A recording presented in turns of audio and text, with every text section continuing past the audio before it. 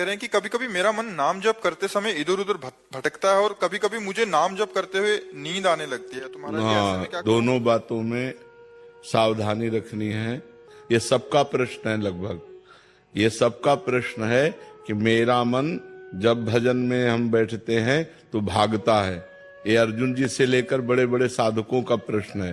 तो जहां जहां मन संसार में जाए वहां वहां से हटा करके हम नाम में लगाएं, या जहां जहां संसार में जाए वहां वहां हम भगवान को देखने की चेष्टा करें।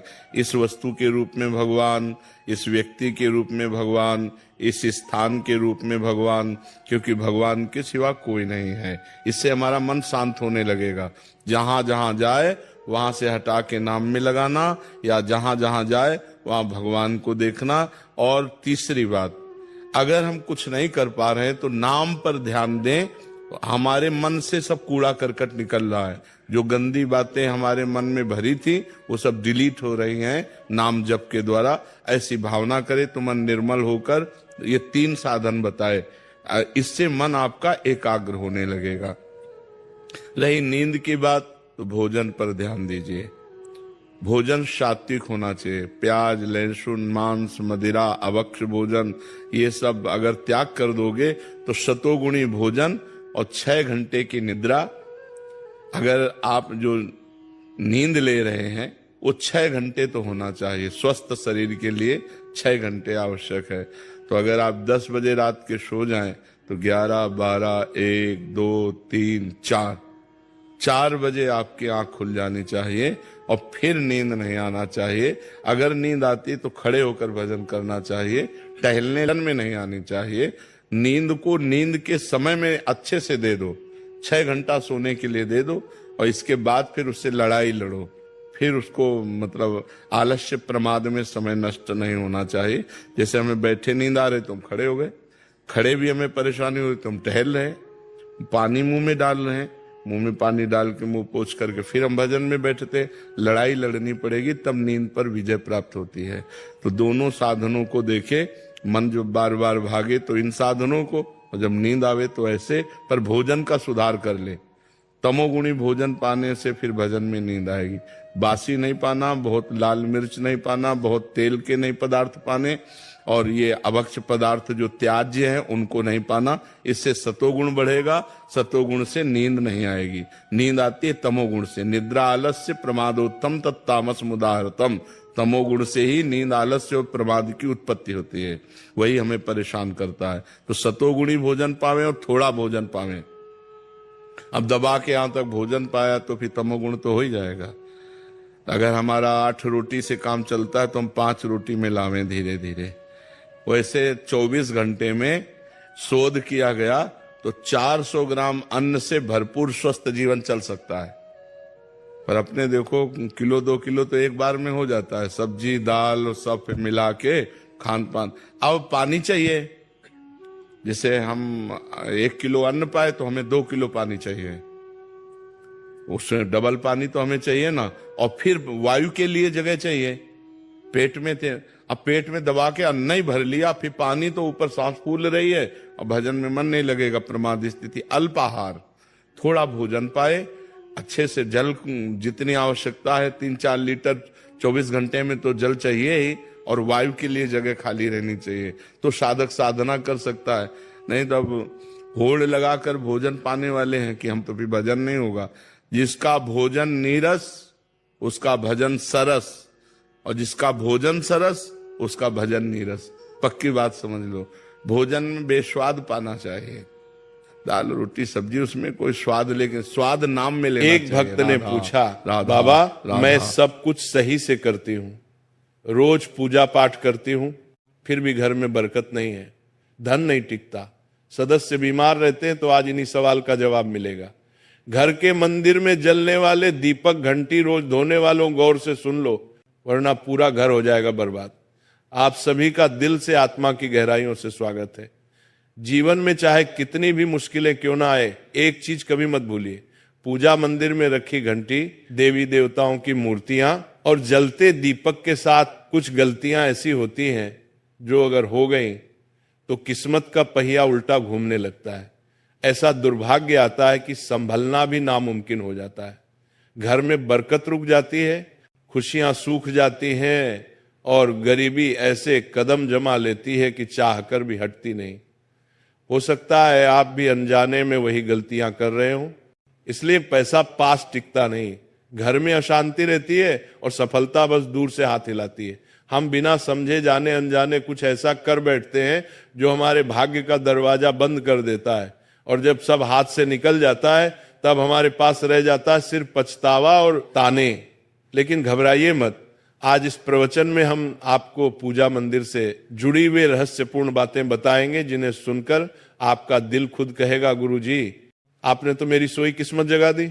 तो इस प्रवचन को अंत तक देखना, क्योंकि ये सिर्फ जानकारी नहीं, ये आपकी जिंदगी बदलने की कुंजी है। बहुत से लोग पवित्र वस्तुओं को धर्म का प्रतीक मानकर मंदिर में रख लेते हैं, लेकिन वही सबसे बड़ी गलती कर बैठते हैं। आज हम आपको विस्तार से बताएंगे पूजा मंदिर में कौन सी चीजें रखना शुभ है और कौन सी अशुभ, दीपक कितने बजे जलाना चाहिए और जलाते समय कौन सा मंत्र बोलना चाहिए, घंटी कब बजानी है, सुबह या शाम, और कितनी बार शंख कब और कैसे बजाना चाहिए, और बजाते समय किस मंत्र का जाप करना चाहिए, दीपक रोज धोना चाहिए या नहीं, मंदिर में कितनी मूर्तियां रखनी चाहिए और क्यों। ये 7-8 बातें छोटी लग सकती हैं, लेकिन इनका असर आपकी किस्मत पर सीधा पड़ता है। इस तरह की जानकारी आपको कहीं और नहीं मिलेगी, चाहे आप लाखों करोड़ों खर्च कर दें। हम अपने मन से कोई कहानी नहीं गढ़ते, ये सब ज्ञान है। ज्योतिष शास्त्र, धर्मशास्त्र और ऋषि मुनियों की वाणी से लिया हुआ, जिसे हम आपके लिए आसान भाषा में लेकर आते हैं। और हाँ, एक भक्त ने हमसे पूछा था, गुरुजी मैं रोज पूजा करता हूं लेकिन फल क्यों नहीं मिलता, उल्टा नुकसान ही हो जाता है। इस प्रवचन में मैं आपको इस रहस्य का भी जवाब दूंगा। पूजा हमारे जीवन का अभिन्न हिस्सा है। हर कोई किसी न किसी देवी देवता की आराधना करता है। कोई माँ दुर्गा के चरणों में शीश झुकाता है, तो कोई भगवान विष्णु के नाम का स्मरण करता है, और हाँ, उनकी पूजा का फल भी मिलता है। लेकिन क्या आप जानते हैं, छोटी छोटी अनजानी गलतियां ही उस फल को रोक देती हैं। ये गलतियां इतनी मामूली लगती है कि हम इन्हें नजरअंदाज कर देते हैं, लेकिन शास्त्रों में साफ लिखा है पूजा में पूर्ण फल पाना है, तो इन बातों का ध्यान रखना जरूरी है। आज हम बात करेंगे घर के मंदिर में दीपक और घंटी के सही उपयोग के बारे में। क्या दीपक को रोज धोना चाहिए या हफ्ते में 1-2 बार धातु का दिया हो तो कब और कैसे साफ करना चाहिए, मिट्टी के दीपक का सही समय और सही अवसर कौन से हैं, मंदिर में किस प्रकार की घंटी का उपयोग सबसे शुभ माना जाता है, घंटी कब बजानी है, कितनी बार बजानी है, और क्या शाम की पूजा में घंटी बजाना उचित है। सबसे पहले बात करते हैं मिट्टी के दिए की। ये साधारण सा दिखने वाला दिया वास्तव में शुद्धता और पवित्रता का प्रतीक है। दिवाली हो, कोई धार्मिक पर्व हो या फिर कोई बड़ा अनुष्ठान, मिट्टी का दिया जलाने का अपना ही महत्व है। घर के मंदिर में या दरवाजे के पास जब इसे जलाया जाता है तो ऐसा लगता है मानो लक्ष्मी माता खुद आपके आंगन में प्रवेश कर रही हो। लेकिन ध्यान दीजिए, जब ये दिया मंदिर में रखा जाता है तो इसके नियम बदल जाते हैं। मिट्टी का दिया एक बार जलाने के बाद दोबारा मंदिर में नहीं रखना चाहिए। हर बार नया मिट्टी का दिया ही उपयोग करना शुभ माना गया है। ऐसा करने से वास्तु दोष दूर रहता है और घर में बरकत बनी रहती है। अब आगे इस प्रवचन में हम जानेंगे मंदिर की घंटी से जुड़े हुए रहस्य, जो शायद आपको पहले कभी नहीं बताए गए। अब आते हैं धातु के दियों पर। आपने देखा होगा कि लोग पीतल या तांबे के दिए इस्तेमाल करते हैं। ये न केवल सुंदर होते हैं बल्कि इनका धार्मिक महत्व भी अत्यंत गहरा है। लेकिन इन्हें सिर्फ जलाना काफी नहीं है, इनकी शुद्धि भी उतनी ही जरूरी है। इन्हें रोज धोकर, खासकर गंगा जल से साफ करना चाहिए। गंगा जल से धोने पर दिया पवित्र हो जाता है और घर में सकारात्मक ऊर्जा चारों ओर फैल जाती है। अगर आप हफ्ते में केवल 1-2 बार इन्हें साफ करते हैं तो ये पूरी तरह से शुद्ध नहीं हो पाते, इसलिए इसे अपनी रोजाना की आदत बना ले। और अब आते हैं घर के मंदिर की घंटी पर। पीतल की घंटी की ध्वनि ऐसी होती है जो वातावरण की नकारात्मक ऊर्जा को तुरंत दूर कर देती है और सकारात्मकता का प्रवाह बढ़ा देती है। लेकिन इसे कभी भी दक्षिण दिशा में ना रखें, यह अशुभ माना जाता है। घंटी को हमेशा पूजा स्थल के पास या मंदिर के प्रवेश द्वार पर रखें। सबसे शुभ घंटी वह होती है जिस पर गरुड़ की नक्काशी हो, इसे गरुड़ घंटी कहते हैं और इसे अत्यंत पवित्र व फलदायक माना गया है। अब सवाल आता है घंटी कितनी बार बजानी चाहिए? भोग लगाते समय घंटी को 5 बार बजाएं। ऐसा करने से भगवान भोग को जल्दी स्वीकार करते हैं। पूजा के दौरान घंटी को जोर जोर से या लगातार नहीं बजाना चाहिए, सिर्फ 3 बार बजाना ही उचित है। घंटी को हमेशा दाहिने हाथ से बजाएं और इसका मुख पूजा स्थल की ओर होना चाहिए। याद रखिए, घंटी को सुबह की पूजा में ही बजाना शुभ माना गया है। शाम की पूजा में घंटी बजाने से बचना चाहिए, क्योंकि शास्त्रों में इसे उचित नहीं माना गया है। इन नियमों का पालन करने से आपका पूजा पाठ कई गुना अधिक फलदायक और प्रभावी हो जाएगा। यह बातें छोटी लग सकती हैं, लेकिन इनका असर आपकी किस्मत पर गहरा पड़ता है।